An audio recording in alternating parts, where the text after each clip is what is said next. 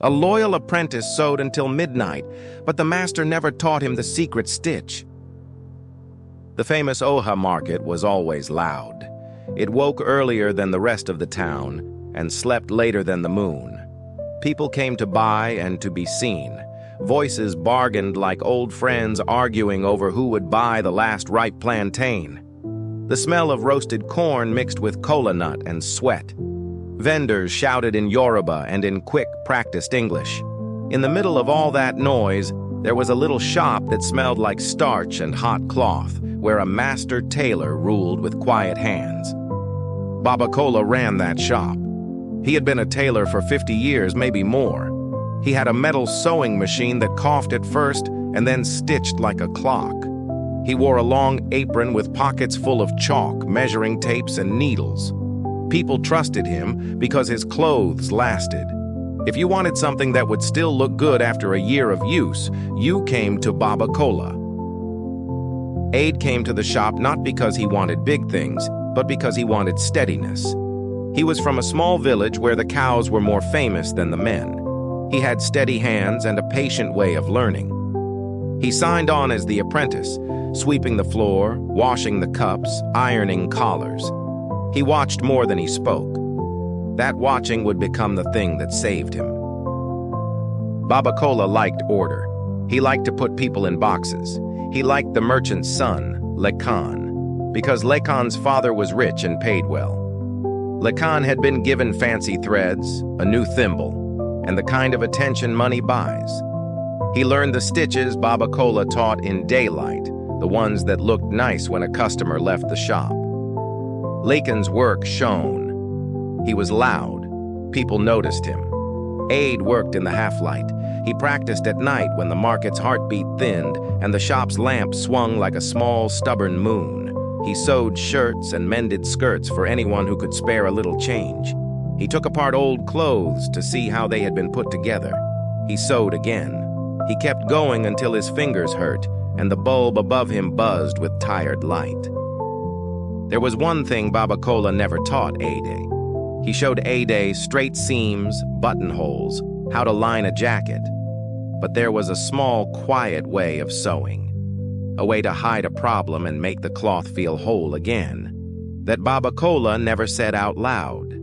People called it different things. Some called it the secret stitch. Others called it a tailor's hush. Baba Kola never taught it. Maybe he thought no one needed it. Maybe he thought it was his. Aid didn't know.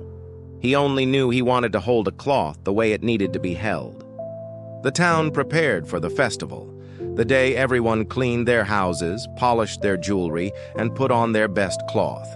The chief ordered a robe for the ceremony. It was the kind of robe that carries weight beyond fabric. It is a promise to the people, a history on a man's shoulders. The robe was made of rich indigo and red, embroidered and beaded. People came to Baba Kola to look at it because he had stitched important garments before. The week before the festival, the market was a different thing. It moved fast and smelled sweeter and more dangerous. Traders bumped each other's shoulders politely and tried to sell the hero's costume of the day, wrappers with heavy borders, shirts with sharp collars. Baba Kola worked harder than anyone. He pinned the chief's robe to a dummy and treated it with a carefulness that made Aid watch every move. Lekan hovered nearby, proud and quick with smiles. The master gave Lekan tasks that always kept him in view. Aid did things that kept him near the cloth, watching its grain, listening to how it wanted to lie. When you practice something enough, your hands learn before your head does. Aid's hands learned to feel the trouble in a thread even when his eyes could not see it.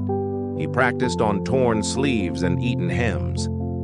At night, he mended anything that looked like it might burst the next day. He learned to fold a seam inward so that a tug would not show. He learned to hide a shortcoming and give the cloth dignity it had almost lost. Festival morning arrived with drums and people who had not laughed in months laughing openly. The chief's compound was filled with elders and women with heavy necklaces and boys with shaved heads. The robe was taken out like a small sun. Babacola checked his work one last time, running his fingers along stitches that looked perfect in daylight. The chief put it on. The robe fit him like a memory fits an old song. The speeches began. The chief rose to address his people. He lifted his arm so that his robe could show itself properly. That was when fabric betrayed him.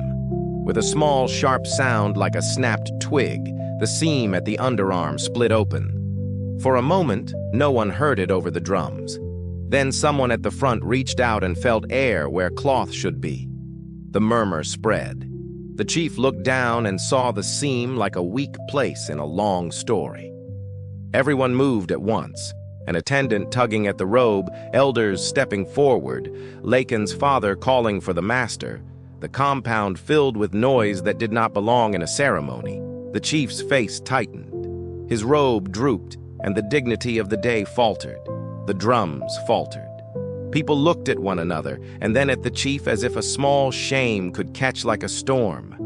Babacola rushed in. He was strong and fast, but in a situation like that, speed is different from skill. A quick stitch can hold fabric for a while, but it can show. A visible patch makes a proud man feel small. Babacola could have sewn a loud, obvious fix, and the crowd might not have noticed in all the commotion. But the chief's robe needed something quiet. It needed a stitch that would not be seen and would not give the chief cause to pull the robe closer and feel its betrayal. Aid had stood back, watching. He felt the flutter in his chest that comes when you see something you have practiced for. He walked forward because his hands would not let him do otherwise. He knelt. He smoothed the loose edges with the same care he had used on 100 small jobs. No one told him to do it. The chief's attendants hesitated to hand him the robe because the city often values names over hands. But some things, when they must be done, push past hesitation. Aid threaded his needle. The light on him was thin and the dirt was in the lines on his knees. He breathed slow and counted small things. 3 threads to the left, 2 to the right. He started small, tucking the torn edges inward, folding the fabric in a way that hid the weakness instead of shouting it. The needle moved and so did the rhythm of the drum in the background. He sewed a pattern of tiny, patient stitches that leaned into the fabric and made it whole. This is the secret stitch. Not a trick, but a hush. It is the stitch you make when you want the cloth to remember how to be whole. When he finished and stood up, the seam closed as if it had always been so. The robe settled back on the chief's shoulder, and the man continued his speech without missing a line. The crowd applauded as if nothing had happened. Only a few people noticed the hand that moved so quietly. Babacola, Lakan, and a child who stood close by and would tell the story later. Lakan wanted credit. His father wanted to claim the saving of the robe as another proof of the family's importance. Babacola stepped forward with a look that could be read many ways. He did not shout. He did not call a crowd. Instead, he walked to Aid and handed him something from his apron, a small thimble, a spool of thread, and then, slowly, quietly, a needle he had never given to anyone before.